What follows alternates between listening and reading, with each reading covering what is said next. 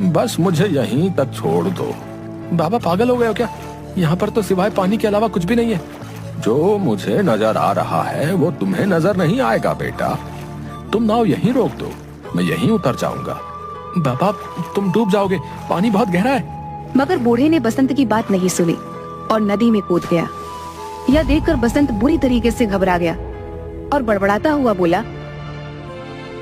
अरे कहाँ फंस गया मैं। अगर ये बूढ़ा मर गया तो इसकी मौत का इल्जाम भी मेरे ऊपर लगेगा। सभी लोगों ने इस बूढ़े को मेरी नाव में सवार होते हुए देखा है। अब क्या करूं?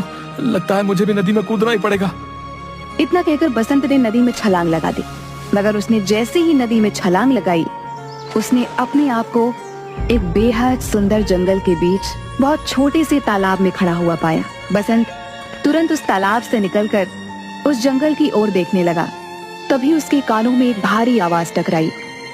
बेटा मेरी शाख थोड़ी सी झुक रही है, इसे थोड़ा सा सीधा कर दो, मुझे दर्द हो रहा है।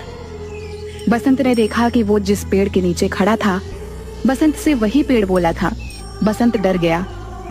डरो मत, अगर तुम मेरा ये काम करोगे तो मैं तुम्हें आगे का रास्ता बता दूंगा। बसंत ने डरते डरते उस पेड़ की शाख ऊंची कर दी।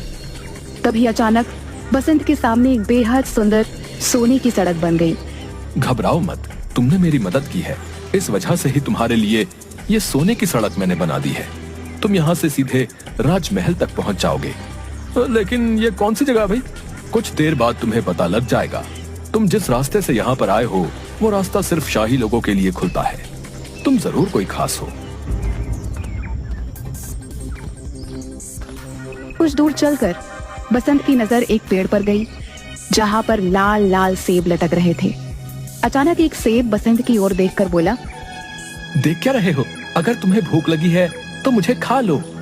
अरे वाह, ये मैं कहाँ आ गया? वो बूढ़ा जरूर कोई मायावी व्यक्ति था। नहीं नहीं, मैं जहाँ पर रहता हूँ वहाँ पर बोलने वाले फल नहीं होते। अगर वो बोलते तो हम बिल्कुल नहीं खाते। तुम वाकई बहुत दयालु लगते हो। तुम्हारा इस जादुई नगरी में स्वागत है। इस सोने की सड़क पर सीधे चले जाओ, कुछ ही देर में तुम महल तक पहुंच जाओगे।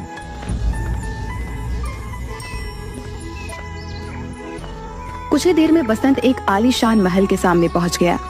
तभी उसके कंधे पर पीछे से किसी ने हाथ रखा। बसंत ने देखा तो सामने वही बूढ़ा खड़ा उसे देखकर मुस्कुरा रहा था। कौन हो तुम और ये कौन सी जगह है? अचानक वह बूढ़ा एक बेहद सुंदर राजकुमार में तब्दील हो गया। ये सारा का सारा राज्य मेरा है। तुम पृथ्वी पर नहीं बल्कि दूसरी एक जादुई दुनिया में हो। दूसरी दुनिया में? मैं कुछ समझा नहीं। दरअसल नदियापुर गांव की नदी के बीच एक दूसरी जादुई दुनिया का द्वार खुलता है। ये एक जादू की दुनिया है। तुम्हारा महल तो बिल्कुल सोने का मालूम होता है। यहाँ के दरवाजे, यहाँ तक कि सैनिक भी सोने के ही मालूम होते हैं। सोने के मालूम नहीं होते, ये सोने के ही हैं। मैं तुम्हें बहुत दिनों से नाव में बैठा हुआ उदास देख रहा था। मैं जानता हूँ कि तुम बहुत अच्छे स्वभाव के हो और तुम्हारी दुनिया में अच्छे व्यक्तियों के साथ अच्छा बर्ताव नहीं होता, जबकि हमारी दुनिया में ऐसा बिल्कुल नहीं होता।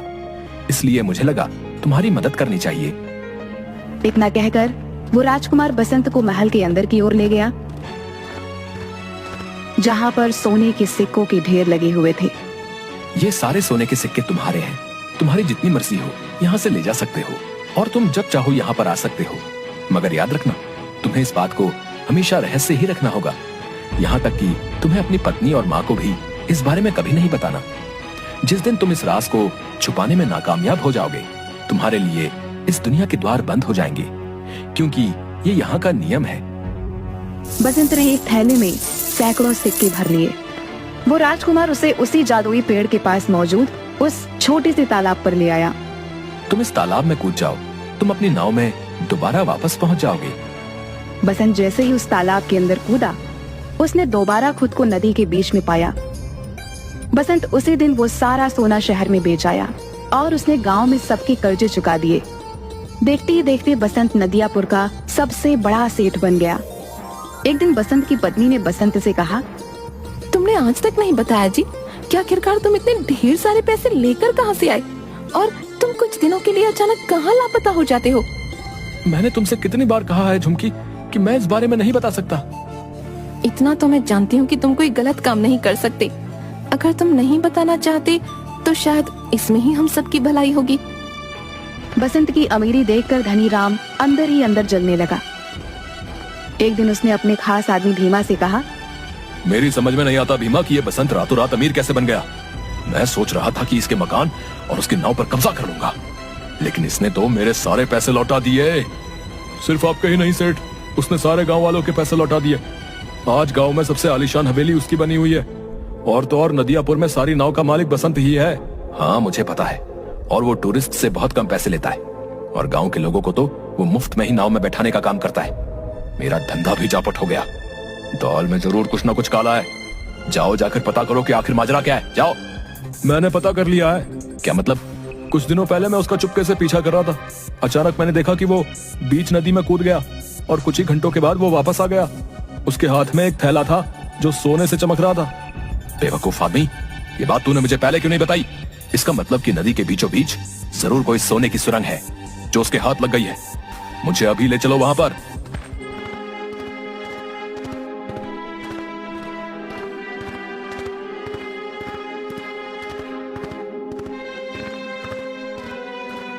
कुछ ही देर में सिर्फ धनीराम और भीमा नदी के बीच पहुंच गए। क्या तुम्हें यकीन है भीमा की बसंत यहीं कूदा था? जी, मैंने उसे ठीक इसी जगह छलांग लगाते हुए देखा था। तो फिर देर किस बात की है भीमा? चलो अब हम दोनों साथ साथ कूदकर उस सोने की सुरंग में पहुंच जाते हैं, और सारा का सारा सोना आज ही निकाल लेते हैं। आपने तो मेरे मुंह की बात छीन ली। इतना कहकर वह दोनों नदी में कूद गए।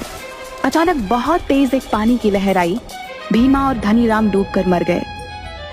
बसंत ने आज तक उस रहस्यमयी कहानी के बारे में किसी को नहीं बताया था।